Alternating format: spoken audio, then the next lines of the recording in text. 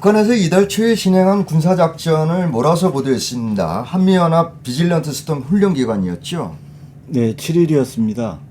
지난 2일부터 5일까지 비질런트 스톰에 대응한 군사작전을 수행했다고 북한군 총참모부가 뒤늦게 발표를 했습니다. 어떤 내용이었습니까? 예, 문제가 될 만한 내용이 좀 많습니다. 그동안 우리 군 합동참모본부가 발표한 내용과는 좀 다른 대목들이 여럿 확인됐는데요. 네. 북한 총참모부는 2일부터 5일까지 날짜별로 자신들의 군사행동을 밝혔습니다. 합참 발표에 없었거나 다른 내용들이 꽤 드러났습니다. 자세히 소개해 주시죠. 예, 북한 총참모부 발표 내용을 먼저 보겠습니다. 네. 2일부터 5일까지인데요. 2일날 울산 동해 80km 지점에 두 발의 전략 순항 미사일 보복 타격을 가했다. 3일 특수기능 전투부의 동작 믿음성 검증을 위한 중요한 탄도미사일 시험 발사를 진행했다. 네. 4일 3시간 47분에 걸쳐서 500대의 각종 전투기를 동원한 공군의 대규모 작전이 진행됐다. 그리고 마지막 날입니다. 5일은 3포탄 전투부를 장착한 전술 탄도미사일 2발, 그리고 초대형 발사포탄 2발을 재발사했다 등입니다. 이 합참 발표에는 없거나 좀 다른 내용들이 있습니다. 예, 그럼 하나하나 살펴보죠. 울산 동해 80km 지점에 두 발의 전략 순항 미사일을 보복 타격했다라고 하는 북한 발표에 대해 군 당국은 거짓 주장이라고 했습니다. 예, 북측은 2일 오전 오후에 총 27발의 미사일을 발사했다고 발표했습니다. 네.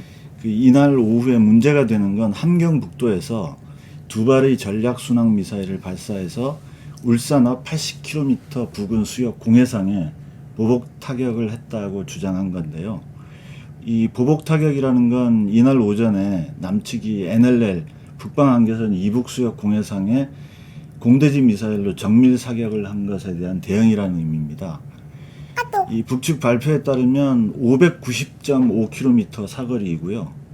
낙탄 지점의 위치를 위도와 경도까지 적시하면서 구체적으로 밝혔습니다. 네.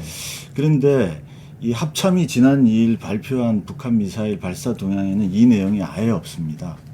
합참은 다만 울릉도 서북방 167km 공해상에 떨어졌다고 하면서 약 2시간 후에 우리 공군 F-15K하고 KF-16 전투기를 띄워서 공대지 미사일 3발을 NLL 이북 상응한 거리에 발사했다고 했습니다. 네. 남북 양측 발표만 보면 북쪽은 2일 오전 울릉도 서북방 160km 공해상에 낙탄한 미사일에 대해서는 언급하지 않았습니다. 그리고 남측 대응 사격에 보복 타격을 했다고만 한 거죠. 남측은 반면에 이날 오후 북의 순항 전략 순항 미사일이 울산 앞 80km 수역에 떨어진 사실을 발표하지 않은 겁니다. 네. 이 북한 총참모부 발표가 있던 7일 날 합참 김준락 공보실장은 정례 브리핑에서 이렇게 말했습니다. 한미 감시 정찰 자산의 탐지 및 분석 결과에 따르면 북한 주장은 사실과 다르다. 현재까지 우리 군에 포착되거나 탐지되거나 없다. 이렇게 일축했습니다. 한마디로 거짓말이라는 겁니다. 네. 북한이 함경북도에서 쏜 미사일이 590여 킬로미터를 날아서 울산 앞바다에 떨어졌는데 군 당국이 이를 탐지하지 못했거나 탐지했더라도 이를 발표하지 않았다면 두 경우 모두 여간 심각한 일이 아닌데요. 네, 그렇죠. 이런 소식이 알려지면서 우리 군 당국의 대응을 미심쩍어하는 반응들이 많이 생겼습니다. 파장이 커지고 있었던 거죠.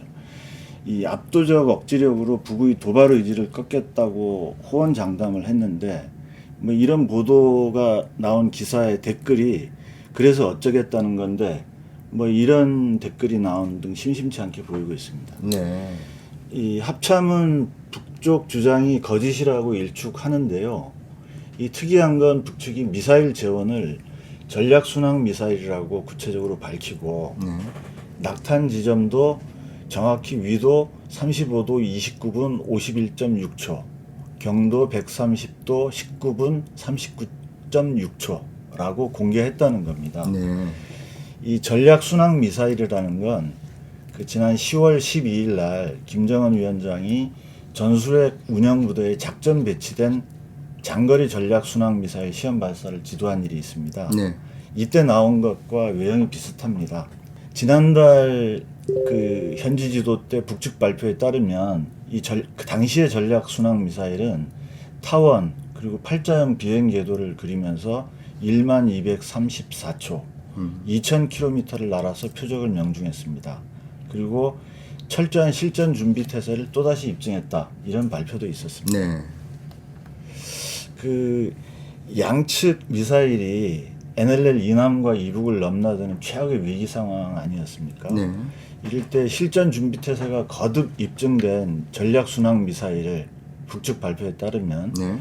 북이 의도한 목표 지점에 발사했는데 만약 이를 군 당국이 탐지하지 못했다면 그동안 호언장담한 안보 태세에 큰 구멍이 생긴 거라고 볼 수 있죠. 예. 그 주장이 엇갈리고 있는데요. 북한의 전략 순항 미사일이 울산 동쪽 80km 공해상에 떨어진 것은 사실일까요? 또 북한이 남쪽 발표에 없던 내용을 전격 공개한 의도는 어떻게 봐야 할까요? 네, 그 전문가들 견해를 소개해드리겠습니다. 예. 먼저 장영근 한국항공대학교 교수입니다. 간명하게 이 문제가 사실인지 아닌지를 가릴 수 있는 방안을 제시했습니다. 이런 거죠. 그 11월 2일부터 5일까지 도발에 관한 우리 군과 북한군의 발표에 대한 비교 분석, 이런 글을 발표했습니다. 여기서 북한의 주장이 맞는지는 제시된 좌표계 위치 일대를 수색하면 미사일 잔해의 존재 여부를 확인할 수 있을 것이다. 아주 단순 명쾌한 방법이죠. 네. 만일 인양이 된다면 우리 군으로서는 북한의 순항 미사일 기술에 대해서 보다 구체적인 수준을 파악할 수 있고 또 향후 대응책을 개발하는 데도 활용이 가능할 것이다. 이런 겁니다. 네. 근데 만약에 실제 인양을 할 경우에는 그 우리가 발표하지 않았던 울산 앞바다 그 전략 순항 미사일의 발사가 확인된 것인데 이러면 우리 군은 탐지 자체를 못한 것에 대해서 엄청난 국민적 질타를 받겠죠. 네, 그렇죠. 거꾸로 한 일주일 동안 수중 수색을 했는데도 미사일 잔해물을 발견하지 못했다면은 북한이 거짓 발표를 한 것이 되는 거고요. 뭐 이런 경우에는 북한이 발표한 도발 행위에 대해서 그 의구심이 더 커지겠죠. 또 다른 전문가 의견 말씀드리겠습니다. 한설 전 육군 군사연구소 소장입니다. SNS에 공개한 글인데요. 정상적이라면 이런 상황은 발생할 수 없다. 북한이 하지도 않은 일을 했다고 발표할 리 만무하다.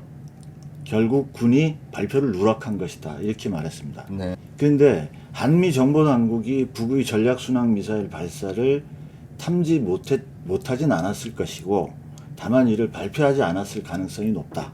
이렇게 짚었습니다. 네. 그 만약 울산 앞바다 타격이 사실로 밝혀진다면 만약입니다. 네. 이럴 경우 미국의 핵 확장 억제가 별 효용이 없다는 것이 단적으로 드러나게 되는 겁니다. 예. 또 이에 대응할 경우에 걷잡을 수 없는 위기로 치달을 수 있기 때문에 정치적 고려를 할 수밖에 없다는 의견이죠. 네. 뭐 이 진위 여부에 관한 의견은 이렇고요. 이 사실을 남측 합참이 발표하지 않았는데 북한이 전격 공개한 의도는 무엇인가에 대해서는 이런 의견이 있습니다. 군사적으로 더 이상 북한을 강압하려 하는 시도는 더 큰 위기를 초래한다는 것을 보여주겠다. 그리고 지금과 같은 방식의 안보 구도로는 한반도의 평화를 유지할 수 없다는 것을 보여주고자 한 것. 이런 분석이 제기되고 있습니다. 이 북으로서는 자신들이 미국이 내세우는 여러 핵 억지력을 무력화시킬 수 있는 그 다방면적인 수단을 갖고 있다는 과시 목적이 있다고 볼 수 있을 것 같습니다. 네. 또 군 당국이 지난 3일 그 화성 17형 신형 ICBM 예. 그 발사가 실패한 것으로 추정했던 거 그것에 대해서도 다른 주장을 북한이 하고 있죠. 예, 지난 3일이었습니다. 이 상황이 발생한 날이요. 합참은 3일 오전에 평양 순안 일대에서 동해상으로 장거리 탄도 미사일이 발사됐다. 그리고 1단, 2단 단분리가 이루어졌고 2단과 탄두부의 분리가 탐지됐다. 이런 걸 근거로 해서 신형 화성 17형 ICBM으로 추정 발표했습니다. 그런데 이제 고도가 낮고 사거리가 짧고 한 이런 이유로 비정상 비행으로 결론을 내렸죠. 네. 그런데 7일날 북한 총참모부 발표는 달랐습니다. 이 장거리 미사일 여부에 대한 언급은 없었는데 이렇게 이야기를 했습니다. 중요한 탄도미사일 시험 발사가 국방과학원의 요구에 따라 이루어졌다. 그 목적은 적의 작전 지휘 체계를 마비시키는 특수기능 전투부의 동작 믿음성 검증에 있다. 이렇게 밝힌 겁니다. 특수기능 전투부라고 하는 것이 적의 작전 지휘 체계를 마비시키는 특수기능. 이런 표현 때문에 EMP 탄 실험 가능성이 제기되고 있습니다. 네. 전자기 펄스를 말하는 건데요. 네. 이 EMP 탄이라는 건 고출력의 전자기파를 상공에서 순간적으로 발생시켜 가지고 폭발과 동시에 지휘 통제 체계 그리고 방공망 이런 걸 무력화시키는 신개념의 비살상 무기 체계입니다. 네. 크게 핵폭발을 이용하는 방식이 있고 또 재래식 방식으로 나뉜다고 합니다.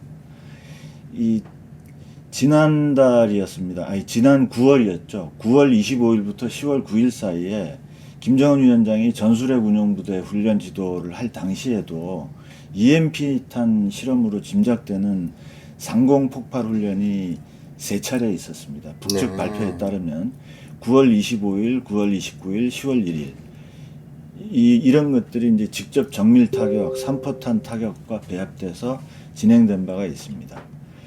이 노동신문이 7일 공개한 사진으로 볼 때는 화성 17형과는 좀 거리가 있다는 게 대체적인 평가입니다. 그리고 화성 15형과도 다소 차이가 난다는 분석도 제기되고 있습니다. 앞서 말씀드린 장영근 교수는 화성 17형으로 추정하는 근거가 너무 빈약하다 이렇게 지적을 했습니다. 무슨 이야기냐면 화성 17형 정도의 신형 ICBM이라면은 비용 때문에도 시제품을 많이 만들지도 않았을 것이고 예. 기술 검증이나 정치적 선전을 위해서 꼭 필요할 때 시험 발사하는 것이 정상일 거라는 거죠. 예. 또 하나 보죠. 북한은 각종 전투기 500여 대를 동원해서 대규모 훈련을 했다고 발표했는데 이에 대한 남쪽 판단은 어떻습니까? 이 뭔가 숨기거나 과장하는 게 군사행동의 좀 특성인 것 같은데 그 이면을 제대로 파악하기가 쉽지는 않은 것 같습니다. 먼저 합참 발표를 보면 합참은 지난 4일에 항적이라고 합니다. 180개를 추적해서 대응했다고 발표를 했는데 항적이라는 건 항공기가 지나간 흔적을 연결하는 선을 말합니다. 이 180개가 확인돼서 추적 대응을 했는데 이 북쪽은 500대를 동원했다고 발표를 한 겁니다. 예. 그런데 아무튼 북측 발표 이후에도 이 기존 설명을 유지했습니다. 네. 우리 합참은. 그런데 아무래도 북한 쪽 군용기가 40-50년 이상 노후화된 상황인 것이 여러 전문가들의 분석인데 한꺼번에 500대의 각종 전투기를 동원했다는 것은 다소 좀 과장된 발표로 보입니다. 예. 남북한 군사적 대치가 첨예하게 전개되면서 선전도 불을 뿜는 것 같습니다. 가뜩이나 불안감이 큰데 어서 안정되기를 바랍니다. 네, 그렇습니다. 이제 남과 북이 서로 과시도 할 만큼 한 것 아니겠습니까? 네. 또 실제로 상대 진짜 실력에 대해서는 차분하게 평가할 거라고 봅니다. 이 복잡한 국제 질서 속에서 우리 살 길에 대해서 좀 전략적으로 고민하는 게 어떨까 싶습니다. 예. 오늘은 여기까지 듣겠습니다.